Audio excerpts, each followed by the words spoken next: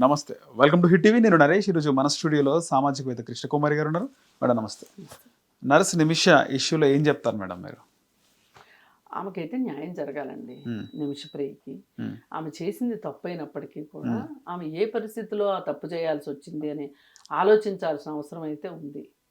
ఇప్పుడు మన దేశం లాంటి దేశంలో గనక అయితే గనక మనం ఒక రకంగా చాలా ఏమంటాము, ఒక ముందడుగులో ఉన్నాం, ఒక నాగరికంగా ఉన్నాం. అనాగరికంగా లేము. నాగరికంగా లాయరు ఆమె బాధని, నేరస్తురాలే కావచ్చు, నేరస్తులకు కూడా వాళ్ళదైన ఒక కోణం ఉంటుంది. వాళ్ళ వైపు నుంచి కూడా మనం వినాల్సిన అవసరం ఉంటుంది. ఇప్పుడు ఉరిశిక్ష వేసే ఖైదీకి కూడా నువ్వేం చెప్పాలనుకుంటున్నావో ఆఖరి మాటగా అని అడుగుతారు. అట్లాగే వాళ్ళ షూస్లో మనం కాళ్ళు పెట్టగలగాలి. ఈ నేరం నువ్వు ఎందుకు చేసావు ఈ నేరం అని ఆమె వాయిస్ని వినాల్సిన అవసరం ఉంది ఖచ్చితంగా. మరి అలాంటి పరిస్థితులు లేకోకుండా యెమెన్ దేశంలో, అది ఒక అరాచకపు దేశము, అనాగరిక దేశం. అది అక్కడ ఇప్పుడు వాళ్ళు దౌత్యపరంగా కూడా, అంటే ఒక దేశానికి సంబంధాలు ఉంటాయి కదా, అంతర్జాతీయ సంబంధాలు. ఆ సంబంధాలు కూడా పెద్దగా ఎవరితోనూ ఉన్నట్టు లేవు. అది ఒక ప్రమాదకరమైన దేశం. అక్కడ అంతర్యుద్ధాలు జరుగుతూ ఉన్నాయి. వేరే వాళ్ళు వచ్చి టెర్రరిస్టులు అధీనంలో ఉంది ఆ దేశము. ఇట్లా నానా గందరగోళంలో ఉంది. అయితే ఈ పరిస్థితుల్లో అక్కడ ఎవరు సరిగా మనం ఏదైనా చెప్తే వినే పరిస్థితిలో కూడా ఆ దేశంలో లేకపోయేసరికి ఇలాంటి పరిస్థితి ఏదన్నా వచ్చినప్పుడు అంతర్జాతీయ న్యాయస్థానాలకు వెళ్ళే అవకాశం ఉంటుంది. కానీ ఆ అంతర్జాతీయ న్యాయస్థానం చెప్పే మాట కూడా వినే పరిస్థితిలో యెమెన్ లేదు. ఇలాంటి పరిస్థితుల్లో అది ముస్లిం దేశం కాబట్టి కేరళలో అబూబకర్ అని చెప్పి grand old man, grand Mufti Abu Bakr కూడా ప్రయత్నం చేశాడు పాపం. ఆమె క్రిస్టియన్ అయినప్పటికీ కూడా, ఆయన ముస్లిం అయినప్పటికీ కూడా మన రాష్ట్రం అమ్మాయి, మన దేశం అమ్మాయి అనే ఉద్దేశంతో పాపం ఆయన కూడా చాలా మాట్లాడడానికి ట్రై చేశాడు. ఆయనది కూడా ఫలించింది అన్నారు. ఆ ఫలించడం ఎంతవరకు అంటే వాయిదా పడింది తప్పితే రద్దుగాల ఉరిశిక్ష ఇంతవరకు. పైగా వాళ్ళ అమ్మ కూడా ఎప్పటి నుంచో యెమెన్లో ఉండి ఆమె చేయగలిగినన్ని ప్రయత్నాలు ఆమె చేస్తుంది. సేవ్ నిమిషప్రియ ఇంటర్నేషనల్ సొసైటీ అని పెట్టి, అది ఒక ఆర్గనైజేషన్ పెట్టి క్రౌడ్ ఫండింగ్ చేసి, డబ్బులు క్రౌడ్ ఫండింగ్కి వచ్చి ఆ బ్లడ్ మనీ ఇవ్వటానికి ప్రయత్నాలు చేసి, ఇలా రకరకాల ప్రయత్నాలు జరిగినాయి. ఒక ప్రాణాన్ని కాపాడటం కోసం ఇంతలా ప్రయత్నం జరగటం అంతర్జాతీయ స్థాయిలో నేను ఇదే మొదటిసారి చూస్తున్నాను. అయితే ఇదంతా ఆ తల్లి చొరవ వల్ల జరుగుతుంది. మరి ఆ తల్లి తన కూతురు కోసం కష్టపడుతుంది. ఎవరి కోసం? ఆ కూతురు కోసం కష్టపడుతుంది. ఒక తల్లికి కూతురు, ఇంకొక తల్లికి ఇంకొక కూతురికి తల్లి ఉన్నారు అక్కడ. పైగా ఆవిడ చేసిన నేరం ఏంటి అనుకుంటే, ఇప్పుడు అతను ఎవరో ఆమెని ఇబ్బంది పెట్టాడు. ఆమె పాస్పోర్టు అవన్నీ లాక్కొని ఆవిడని ఒక రకంగా ఒక బందీలాగా చేశాడు. ఆమెకు ఒక ప్రాథమిక హక్కులు లేకుండా చేశాడు. ఇప్పుడు ఎవరైనా మీ దగ్గర నుంచి మీకు సంబంధించిన ఒక వస్తువు, ఒక ఐడెంటిటీ కార్డు ఉంది, ఈ ఆఫీస్లో పనిచేస్తారు మీరు, ఈ ఐడెంటిటీ కార్డు ఎవరన్నా తీసుకున్నారనుకోండి, అది మీ ప్రాథమిక హక్కులకి భంగం. అంటే ఇంత చిన్న స్థాయిలో చెప్తున్నా, మీకు మనకు అర్థం కావట్లేదు ఎగ్జాంపుల్.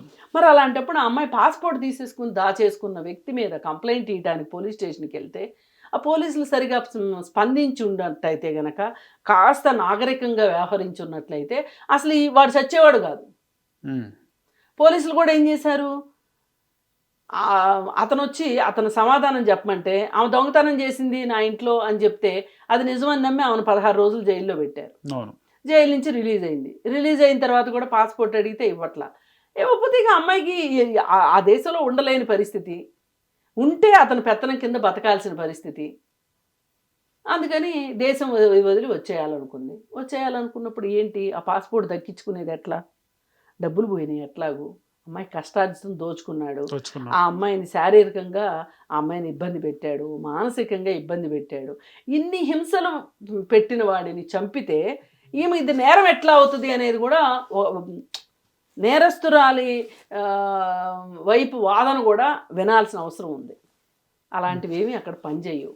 అందుకే ఏ దేశం పడితే ఆ దేశం వీసా వచ్చింది కదా అని వెళ్ళే కంటే కూడా ఆ దేశం వెళ్ళే ముందు ఆ దేశంలో ఉన్న చట్టాలేంటి, ఆ దేశంలో ఉన్న పరిస్థితులేంటి, స్థితిగతులేంటి, సామాజిక పరిస్థితులేంటి, అవన్నీ అవగాహన చేసుకోవాలి.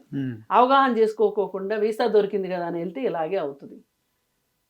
చాలా ప్రమాదకరమైన స్థితిలో ఆ అమ్మాయి యమన్లో ఇప్పుడు జైల్లో మగ్గుతుంది. అలాగే 5,000 మంది ఖైదీలు ఉన్నారంట. ఈ 5,000 మందికి 5,000 స్టోరీలు ఉంటాయి, వాళ్ళ బాధలు ఉంటాయి. వినేవాళ్ళు ఎవరు? రైట్, వినేవాళ్ళు ఎవరు? అందుకే దయచేసి మీరున్న చోట కనీసం మన దేశంలో, ఈ దేశం మొత్తంలో ఈ దేశంలో ఒక పౌరుడు ఈ దేశం మొత్తంలో ఎక్కడైనా వెళ్ళొచ్చు, ఎక్కడైనా పని చేసుకోవచ్చు, ఎక్కడైనా స్థిరపడవచ్చు, ఎక్కడైనా ఆస్తులు కొనుక్కోవచ్చు. ఇదివరకు కాశ్మీర్లో అలా ఉండేది కాదు, ఇప్పుడు కాశ్మీర్లో కూడా అది తీసేశారు. అలాంటప్పుడు ఈ దేశంలో దొరకని ఉపాధి ఏదో ఎక్కడో దొరుకుతుందని దూరపు కొండలు నునుపని వెళితే మేడం, మీరు ఒక ఏజెంట్ ద్వారా వెళ్ళారా, లేకపోతే మీరు సొంతగా అప్లై చేసుకుని వెళ్ళినా కానీ మీ జాగ్రత్తలు మీరు ఉండాలి అని చెప్పి మనకి ఈ నిమిషప్రియ ఉదంతం ఎగ్జాంపుల్.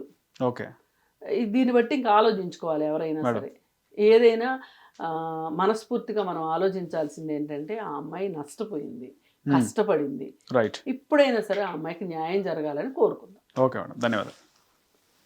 హిట్ టీవీ యాప్, ఇందులో short news, live news, entertainment shows, movies, digital magazines తో పాటు మీ జిల్లా వార్తలను కూడా ఫ్రీగా చూడొచ్చు. ఇంకెందుకు ఆలస్యం, వెంటనే హిట్ టీవీ యాప్ ని డౌన్లోడ్ చేసుకుని ఫ్రీగా ఎంటర్టైన్మెంట్ పొందండి. Hit TV app, hit TV app, please download hit TV app. Hit TV app ని ఫ్రీగా డౌన్లోడ్ చేసుకొని ఎంజాయ్ చేయండి. మీకు నచ్చిన ఎంటర్టైన్మెంట్ కోసం హిట్ టీవీ యాప్ ని ఫ్రీగా డౌన్లోడ్ చేసుకొని ఎంజాయ్ చేయండి. హిట్ టీవీ యాప్ ని డౌన్లోడ్ చేసుకుని ఆస్వాదించండి, ఆశీర్వదించండి. ఇంతమంది సెలబ్రిటీలు హిట్ టీవీ యాప్ ని డౌన్లోడ్ చేసుకోండి అని చెప్తున్నారంటే ఎంత మంచి యాప్ ఆలోచించండి. అమెరికా అమెరికాలో చదవాలనుకునే వాళ్ళకి విశ్వసనీయమైన పేరు మన శౌర్య కన్సల్టెన్సీ. UK లో 1 year masters, 2 years work permit up to 5 years visa. Contact Saurya Consultancy. Contact 89851 89851.